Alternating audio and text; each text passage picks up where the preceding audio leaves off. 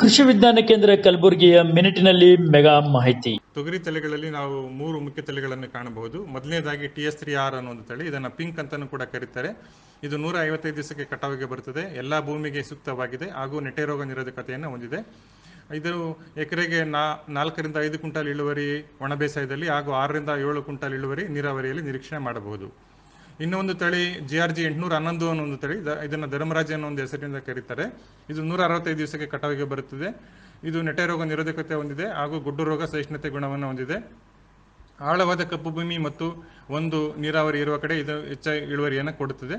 ಎಕರೆಗೆ ನಾವು 4 ರಿಂದ 6 ಕ್ವಿಂಟಾಲ್ ಒಣ ಬೇಸಾಯದಲ್ಲಿ ಮತ್ತು ನೀರಾವರಿಯಲ್ಲಿ 7 ರಿಂದ 8 ಕ್ವಿಂಟಾಲ್ ಇಳುವರಿ ನಿರೀಕ್ಷೆ ಮಾಡಬಹುದು. ಇತ್ತೀಚೆಗೆ ಬಿಡುಗಡೆಯಾದ ಇನ್ನೊಂದು ಮುಖ್ಯವಾದ ತಳಿ ಅಂತ ಹೇಳಿದರೆ GRG 152 ಅಂತೇಳಿ, ಇದನ್ನು ಭೀಮಾ ಅನ್ನೋ ಒಂದು ಹೆಸರಿನಿಂದ ಕರೀತಾರೆ. ಈ ಒಂದು ತಳಿಯು ಸಹ 165 ದಿವಸಕ್ಕೆ ಕಟಾವಿಗೆ ಬರುತ್ತದೆ. ಆಳವಾದ ಕಪ್ಪು ಭೂಮಿಗೆ ಬಹಳ ಸೂಕ್ತವಾಗಿದೆ. ಈ ಒಂದು ತಳಿಯು ಸಹ ನೆಟ್ಟೆ ರೋಗ ನಿರೋಧಕತೆ ಹೊಂದಿದ್ದು ಹೆಚ್ಚಿನ ಇಳುವರಿ, ಅಂದರೆ ನಾವು ನೀರಾವರಿಯಲ್ಲಿ 7 ರಿಂದ 9 ಕ್ವಿಂಟಾಲ್ ಪ್ರತಿ ಎಕರೆಗೆ ಹಾಗೂ ಒಣ ಬೇಸಾಯದಲ್ಲಿ 4 ರಿಂದ 6.5 ಕ್ವಿಂಟಾಲ್ ಪ್ರತಿ ಎಕರೆಗೆ ಇಳುವರಿಯನ್ನು ನಿರೀಕ್ಷಣೆ ಮಾಡಬಹುದು.